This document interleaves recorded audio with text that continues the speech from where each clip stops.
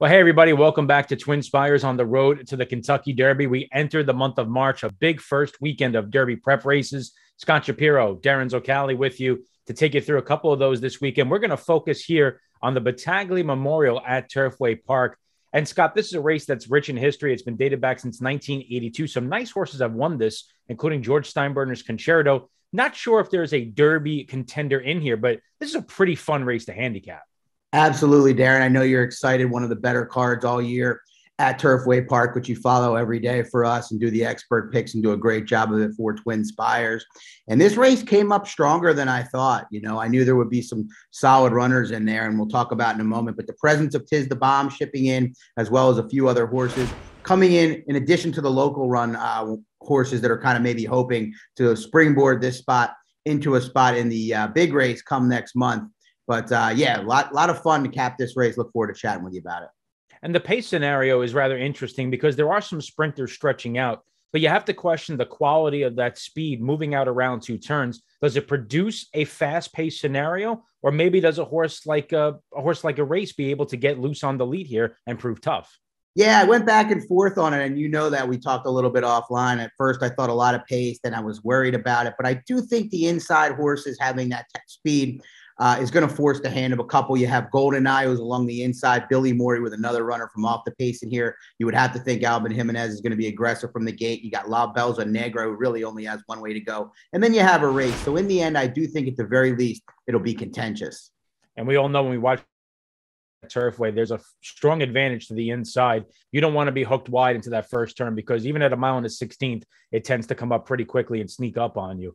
We haven't seen the morning line yet, Scott, but one of the horses that obviously takes center stage is Tiz the Bomb. This is a horse who was the winner of the Grade 2 Bourbon over the turf course at Keeneland last year, went into the Breeders' Cup Turf as a major player and ran unbelievably well to finish a strong second from far back.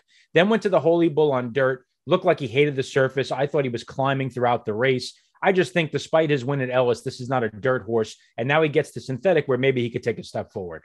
Yeah, he's a super talented horse. He'll try the synthetic for the first time. Completely agree with your assessment about his effort in the Holy Bull. Not only was he climbing, looked like a horse that hated the dirt and the kickback, but he also was extremely washed out before the race. So it's a very forgivable effort for those reasons. But you have to answer the question. He's going to be a relatively short price in a pretty solid group. Are you willing to take that chance with a horse that's never raced over the synthetic and is shipping in from out of town off a poor effort?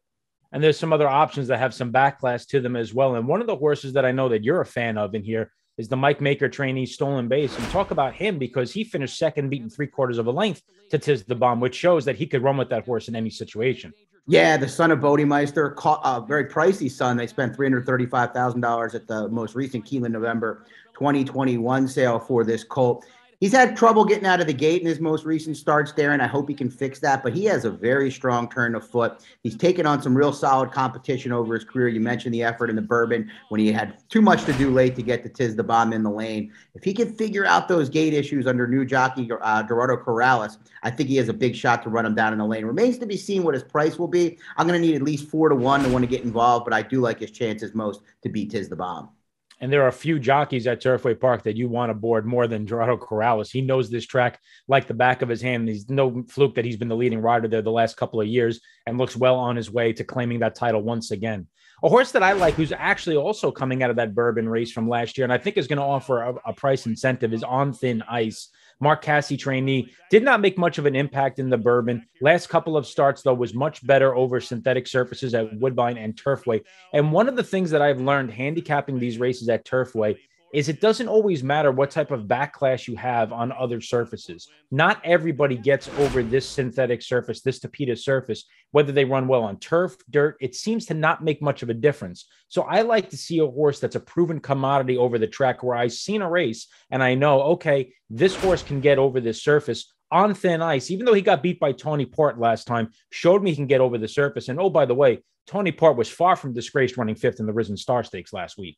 Yeah, the Brad Cox runner that you mentioned, Tawny Port, a very solid animal that did take to this surface, as has On Thin Ice. Had to wait a little bit from that inside draw, too. You could argue he was as good as Tawny Port that day. Did get a favorable voyage otherwise, but has been moving forward in each and every start. If you look at the Brisnet speed ratings, he should be sitting on a pretty big effort off the freshening. I like the pick. It's no surprise that Scott and I are all about the Bourbon in one way or another. Stolen Base for himself, On Thin Ice for me. Those are our selections for the Battaglia Memorial. Best of luck. Don't forget, we have the road to the Kentucky Derby leaderboard contest all season long. Make sure you go to TwinSpires.com, opt in, bet on these horses to win. And as they win these races, you accumulate points and move yourself up the leaderboard. So take part in that with us and watch and wager all season long at TwinSpires. Good luck, everybody.